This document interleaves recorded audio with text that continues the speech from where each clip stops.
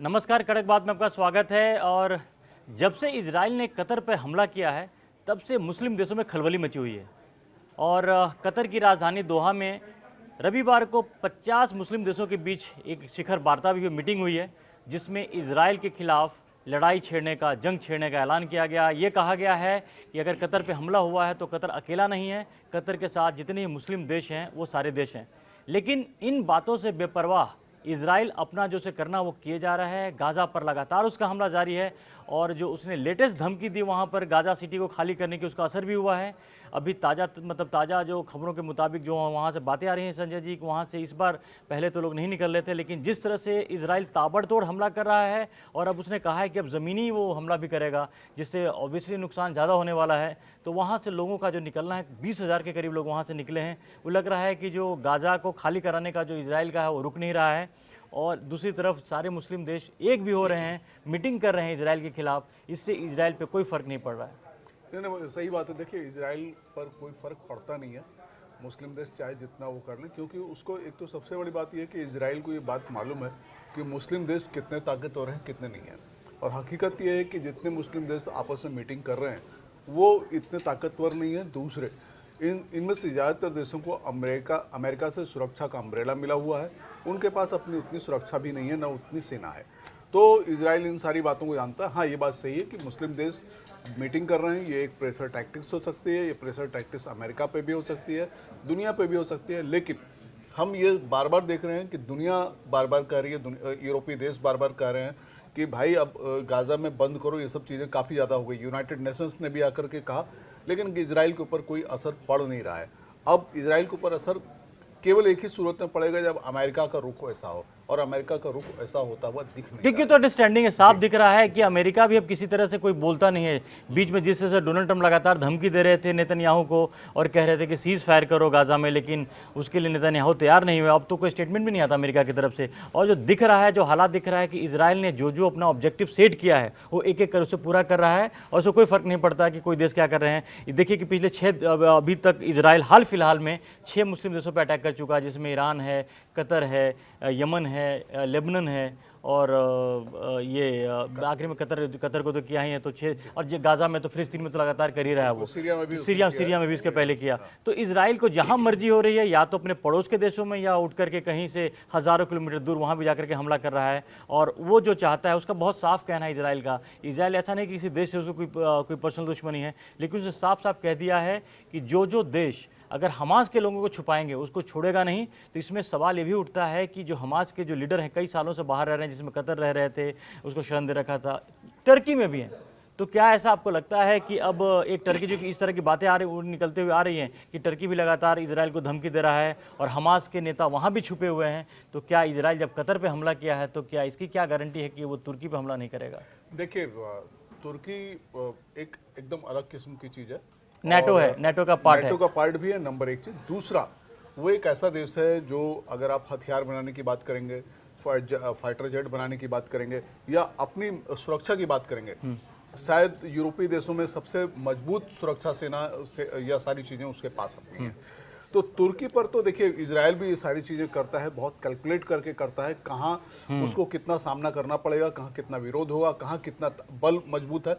वो तुर्की के पास air defence भी मजबूत है, और दूसरे उसकी अपनी सेनाएं और एयर अटैक भी बहुत मजबूत है। तो मुझको लगता नहीं कि इजराइल ये चीज़ करेगा। तो क्या रास्ता ये भी हो सकता है मोसाद का इस्तेमाल करे वैसी स्थिति में, ऑपरेशन, स्पेशल ऑपरेशन? क्योंकि एक बात तो बड़ा क्लियर दिख गया है कि इजराइल चुन चुन करके हमास के नेताओं को खत्म कर रहा है। जो उनका बार बार नेतन्याहू का स्टेटमेंट कर आप ध्यान से देखेंगे तो उसका एकदम बिल्कुल ऐसा है कि जीरो कर देना है। हमास को ऐसा भी नहीं छोड़ना है कि दोबारा वो खड़ा हो सके। देखिए, तुर्की बहुत मुश्किल है, और तुर्की में करने पर बहुत ज़्यादा पेज फंसेगा, क्योंकि उस समय अमेरिका, नाटो देश, तुर्की खुद की मजबूती, ये सारी की सारी चीज़ें ऐसी हैं कि वो, और तुर्की कनेक्शंस ईरान के साथ, रूस के साथ, चाइना के साथ, दूसरे मुस्लिम देशों के साथ। तो ये थोड़ा सा अभी मुझको लगता है कि मोसाद से चाहे वो जितना करवाए, मोसाद से भी करवाना मुश्किल होगा, क्योंकि वहाँ पे जाकर के मोसाद उनको देखेगा और फिर अटैक करेगा। तुर्की मुझको मुश्किल लग रहा है, क्योंकि तुर्की उतना आसान है नहीं, और इजराइल को ये भी मालूम है कि तुर्की पे करने का मतलब यह है वाकई फिर बहुत बड़े युद्ध की तरफ सारी की सारी चीज़ों को ले जाना। एक बात बस मुझको समझ में नहीं आ रही है, बाइडेन के रहते हुए गाजा पट्टी खाली हुई, फिर समझौता हुआ, फिर गाजा पट्टी पर लोगों का आना शुरू हुआ। जब यही हालत करनी थी तो गाजा पट्टी में लोगों को वापस बुलाने की जरूरत ही क्या थी? आपने उनको वापस बुलाया, फिर आप उनको फिर से भगा रहे हो। ये मतलब या तो यह है कि बाइडेन ने ज्यादा काबू पाया हुआ था नेतान्याहू पे और बाइडेन की बात नेतान्याहू मान रहे थे, जैसे ही ट्रंप आए हैं नेतान्याहू बेकाबू हो गए। नहीं, बेकाबू होने के पीछे लेकिन एक बात ये भी इसमें संजय से भूलना नहीं चाहिए कि ये सारे जो तमाम चीज़ें हो रही हैं अक्टूबर 2023 के बाद, उसके पहले इजराइल ने काफ़ी हद तक मतलब जो फ़िलिस्तीन को लेके काफ़ी नरम रुख अपनाया हुआ था। और जैसे हम बार बार बात भी करते हैं कि फ़िलिस्तीन के लोग जाकर इजराइल में जॉब भी करते थे, वो तमाम जो चीज़ें थीं। लेकिन अक्टूबर 2023 के बाद इजराइल एक तरह से पागल ही हो गया है, क्योंकि जिस तरह का अटैक उसके हुआ है उसके बाद वो इजराइल किसी भी तरह से जैसे किसी को मोहलत देने के मूड में नहीं दिख रहा है। 2023 से इजराइल का एक नया ही रूप आ गया। इजराइल हमेशा से एग्रेसिव रहा, लेकिन 2023 अक्टूबर के बाद जो घटना घटी, उस पर जो हमला हुआ, उसके बाद अब उसको किसी को भरोसा नहीं है और वो आगे देख रहा है ना पीछे देख रहा है। जहाँ जहाँ उसके दुश्मन दिख रहे हैं वहाँ पर अटैक कर रहा है। नहीं, बात सही है। इजराइल की जो अपनी शैली है वो शैली यही है कि दुश्मन को छोड़ता नहीं है, दुश्मन पे वो अटैक करता है। लेकिन ये बात अब हर कोई कह रहा है और रोजाना ही ये बातें कही जा रही हैं कि इजराइल अब जो कुछ कर रहा है, जितना उसको देखिए कि गाजा में कोई 2, 4, 10, 15, 100 लोग नहीं मिले हैं, अब तक 60,000 लोगों के मरने की वहाँ पे खबरें कही जा रही हैं और ये फिगर बहुत बड़ा फिगर है। बच्चे वहाँ मतलब ये जो मर रहे हैं, ये वहाँ पे जो सैन्य कार्रवाई हो रही है उससे भी मर रहे हैं, भूख से भी मर रहे हैं। तो ये मुझको लगता है कि थोड़ा सा ज़्यादा है। नेतान्याहू कर रहे हैं, वो सब सारी चीज़ें उनकी सही है, लेकिन अब बातचीत का रास्ता खोलना चाहिए, उस टेबल पर आना चाहिए, वहाँ पर चीज़ों को देखना चाहिए। ये एक तरह से ऐसा हो रहा है जैसे नरसंहार वाली स्थिति आप ला रहे हो। और सही बात तो ये है कि गाजा जो पूरा का पूरा गाजा पट्टी है या गाजा शहर है, असल में तो देखिए ये एक इजराइल ने वहाँ पर कब्जा किया, इजराइल का अपना एक देश बना, उनका भी अपना एक देश है। आप उनको वहाँ पर रहने दो केवल इस कारण कि वो आपकी सुरक्षा के लिए खतरा है, आप उनको हटा रहे हो। इसके बहुत ढेर सारे दूसरे रास्ते हो सकते हैं। लेकिन सवाल ये भी होता है कि देखिए एक तरफ तो मुस्लिम देश एकता की बात कर रहे हैं, मिल भी रहे हैं, लेकिन एक सच, कड़वा सच ये भी है कि जब गाजा से लोग जाते हैं शरण लेने के लिए, तो ना वहाँ मिस्र तैयार होता, पड़ोस के देश होता है, ना बाकी कोई दूसरे देश उसको देते हैं। तो उनके लिए बड़ी समस्या है, जाएँ तो कहाँ जाएँ, क्योंकि आपने देखा कि मिस्र ने भी अपने बॉर्डर पर काफ़ी ज़्यादा उसने लंबी दीवारें खड़ी कर दी है। उसके लिए एक जो योजना पिछले दिनों मैंने पढ़ी थी कि गाजा के लोगों को ये कहा जा रहा है कि तुम सोमालीलैंड चले जाओ।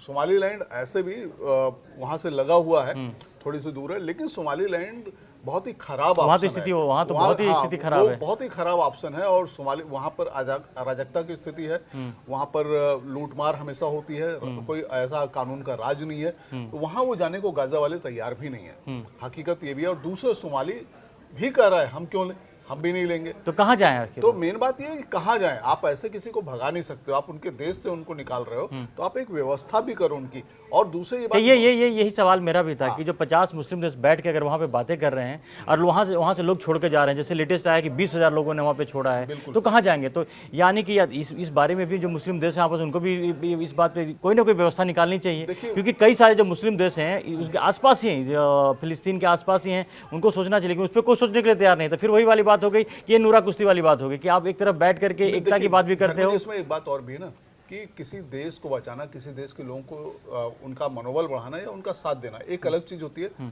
दूसरे अपने देश में उन लोगों को ले लेना ये बिल्कुल अलग चीज होती है। तो ये बात सही है कि हाँ ये कह सकते हैं, पर उपदेश कुशल बहुत तेरे। तो ये है कि उनको करके दिखाना भी चाहिए, लेकिन उसके लिए कोई भी तैयार नहीं होगा।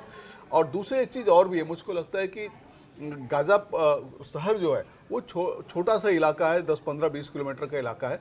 बाकी जो इलाके हैं जो उत्तरी गाजा है, उत्तरी गाजा पट्टी में भी वो लोग जा सकते हैं, वेस्टर्न गाजा पट्टी उधर वो जा सकते हैं, फिलिस्तीन के दूसरे इलाकों में वो जा सकते हैं, वो तो जाएंगे ही। और इससे पहले वो वहीं पर गए, वहीं पे थे, बाद में आके बसे हैं वो करके। तो अब ये है कि लेकिन उन लोगों की जिंदगी बहुत मुश्किल हो गई है। वही है कि एक तरफ जहाँ पर मुस्लिम देश एक हो रहे हैं, गाजा से लोग छोड़ रहे हैं, इजराइल अपनी मर्जी के हिसाब से और उसके अपने वो रणनीति के हिसाब से काम कर रहा है।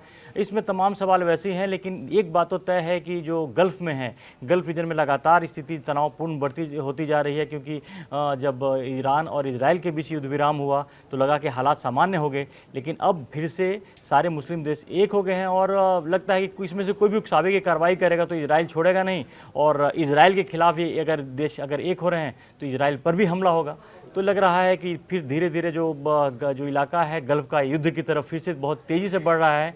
अब तमाम जो चीज़ें हैं उस पर अपडेट्स पर हमारी नज़र बनी रहेंगी। अगर आपने कड़क को सब्सक्राइब नहीं किया है तो जल्दी से जाएँ, सब्सक्राइब कर लें और उसके बाद हम और अपडेट्स के साथ आपके पास हाजिर होंगे। फिलहाल के लिए धन्यवाद। धन्यवाद।